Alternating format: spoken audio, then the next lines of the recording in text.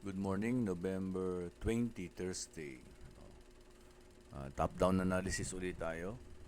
And bakit nga ba paulit-ulit? Diba? To develop the skills of pagbasa ng chart, gawin mo lang paulit-ulit. And para hindi ka malito, huwag palipat-lipat muna ng pairs, lalo na kung baguhan ka. And bakit naman gold? So, sa gold pa lang, yung volatility ng gold, yung galaw ng gold, pag nakuha mo na, is malaki na yung chance mo na manalo, no? Like ng katulad ng mga iba nating kasama. $600 a day, diba? $1,000 a day. Okay? So dito, in our charts, we use trading view. Dito, establish na kaagad yung ating monthly support zone, September high and October low. And then monthly resistance price all-time high. Sa mga new joiner, maaring sasabihin nyo, hindi na namin masundan yan. So we have YouTube playlist. I advise yung mga new joiner, panoorin nyo yung YouTube playlist. Marami nagsasabi gusto nilang matuto, pero yun yung proseso. Minsan hindi naman natin maituturo ng isang turuan lang. So you have to do it on your own. So andyan na yung playlist. Go on with the beginners playlist natin. And then we have a daily analysis playlist. Doon natin nilalagay yung mga daily analysis natin. It will take time. It will not be possible for 1 week or 2 weeks. Medyo mahirap. 1 month, even 1 month. Siguro mga 3 months, ayan. No. Pero kung may background ka naman, mainam pa rin. Kunin mo yung playlist, panoorin mo. Malaking bagay yan. So, top-down analysis again. This is the high of September and this is the low of October. This is the all-time high. Nakalagay siya sa October high, We have this monthly resistance and monthly support. Dito zone, And the price now is moving in between these two area, Area of support and area of resistance. So we use yellow to signify that the price the line ay nilagay noong sa monthly time frame. Then weekly. So weekly, we identify yung mga yung mga weeks na, yung mga linggo na latest. Wag na tong mga nakaraan. Malilito lang tayo dyan, Since the price still moving at this area, so we identify the low nung week na to, ng week na to, ng week na to, saka yung week na to. Sorry, wala pa pala to. Itong week na to is the week 5 ng October, so siya ay low. Ito naman ay week 1 ng November, siya ay low. Ito ay week 5 pa din, pero high. Ito naman ay week 1 ng November, pero high naman siya. This one is week 2 ng November. Ito yung low niya. Ito yung high niya. We use solid line pagka low. And we use long dotted line pag high. So that is the support and resistance of every week. At color coding natin yan, blue, para kung bumaba tayo ng lower time frame, magkaka-idea tayo ano yung line na nakikita natin. Diba? At the moment, yung price gumagalaw in between the week 1, ito yung week 1, November, high. And week 5, ito yung week 5, October, ito yung high. Yun ang pinaka-support and resistance niya. Ito kasi hindi pa natin nilalagyan ito ng blue line since 1 week kasi is 5 days. So, hindi pa natin ma-confirm ito na yung high niya at ito na yung low niya. So, anything can happen pa rin, So, bukas pa natin lalagyan yan, malamang sa Sabado pa. Pero kung bababa tayo ng daily, ayan. Last week is week 2, yun, week 2. Week 2 ng November. Week 2 ng November. Ito, week 2 din ito. Ito yung week 2 pero pang-4 na araw. Ito pang 5 araw. Kasi yung last week nag-umpisa dito yung Monday, Tuesday, Wednesday, Thursday, and Friday. So we identify the high and the low nung candlestick na to, nung pang-apat na araw or the Thursday. Ito naman, Friday, we identify the low and the high. Ito naman, we identify the low and the high, pero ito ngayon ay nasa week 3 na. Kaya siya ay day 1 ng week 3. So ngayon linggo na to. Week 3 ngayon, pero ito nung Monday ito. Ito Tuesday, yan. Ayun yung high niya, ito yung low niya. And then kahapon, ito yung kahapon. This is the Wednesday kahapon. Yan.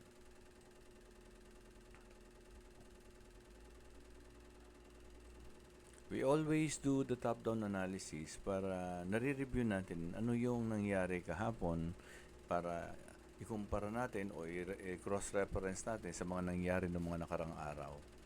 And during the during the impulse nitong Monday, Tuesday, Wednesday na to, nagkaroon ng bullish fair value gap dito.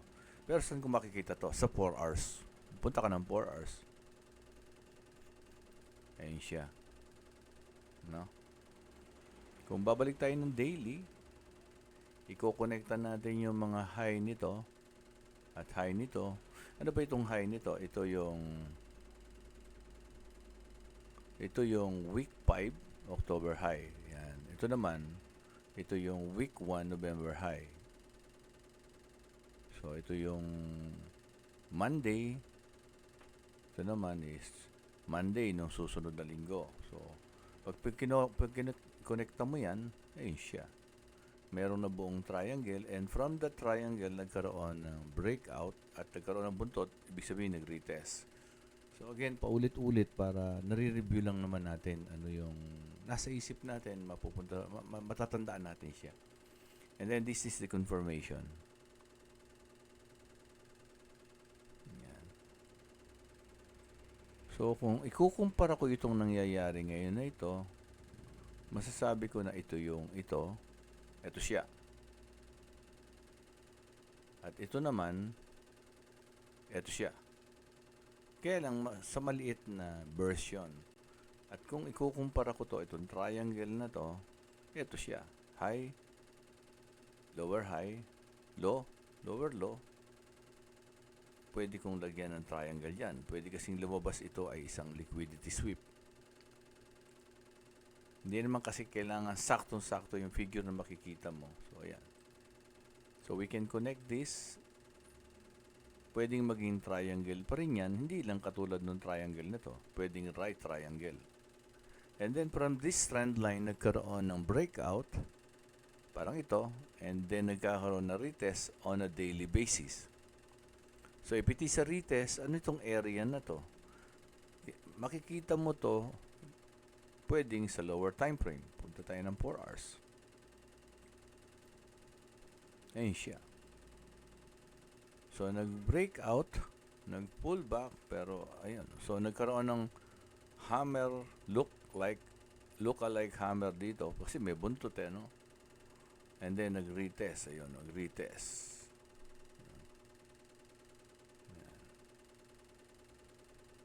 Then, we go down one more lower time frame. Yan. Para mas makita natin. So, ayan siya. No? Merong consolidation somewhere here. So, MSB, hindi ko alam kung ano to. O market structure break, ano?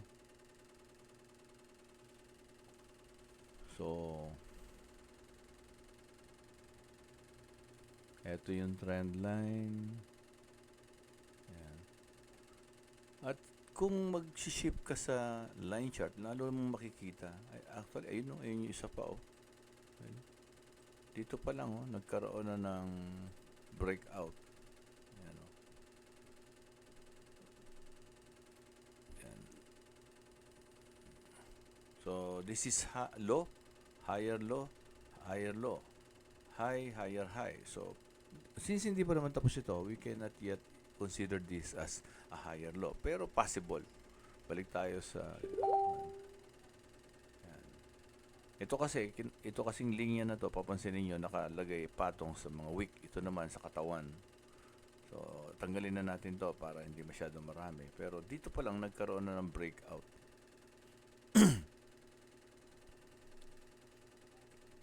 Sige, kung gagamitin natin yung una, ito siya. Ayan. So, this is a breakout and a pullback. So, this is a trend ng uptrend. Ayan. So, possible na ito yung pinaka support niya. Ayan. Binalikan, nag-bounce, and then ito naman ngayon ang low, higher low, and possible higher low.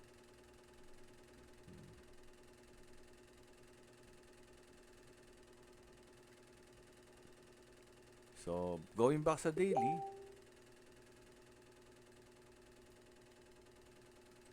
possible na ito ay breakout pullback. And then, ang bias ko sa sarili ko dito, para sa akin, is bullish pa rin ito. Kaya lang, we have to wait. Ano yung nangyayari dito? May nangyayari dito sa week na yan, sa week, ano? Kasi pwede niya pa rin balikan yan, ano? 1 hour. 1 hour. So, 30 minutes. So, anong meron dito? So, parang ito na naman, no? Yung pagbagsak. And then, ito na naman, no? So, this is another triangle. Another triangle. Possible. Another triangle. Yan. So, since bullish ang bias natin, so we have to wait na ito ay lumabas mamaya dito during the Asian session. Maaaring mag-sideways yan. And then, lumabas. Paglabas dyan, so, yan, no? 7, 8, 9. Siguro, pag lumabas yan, alas 9, possible na dumiretso sa taas. Pag lumabas sa baba, possible na liquidity sweep or bumaba pa. Mag-retest pa hanggang dito sa area na to. Wala namang sigurado, no? Pero if you believe based on the daily or long-term, higher time frame ng daily, is tataas siya, you can set your buy position. Ngayon, kung alanganin ka, antay ka pa kasi baka mamaya hindi pa masyadong malinaw sa iyo yung market. Okay? Paulit-ulit lang, pansinin niyo to. This is the bigger version ng figure and this is the smaller version ng figure. So, laging may consolidation triangle pag lumabas, so yun. Pero laging nagpo-pullback kung papansinin niyo. Nagpo-pullback siya. And you do this marking para kahit paano ay guided kayo. Today, 6 o'clock, meron tayong orientation for new joiner para sa mga frequently asked question nyo. And then, 7, meron tayong charting. And 8, meron tayong leaders meeting. Ano? After ng charting, maiwan lang yung mga leaders to have a small meeting, mga 10 to 20 minutes siguro. Thank you very much and good luck for your trading today.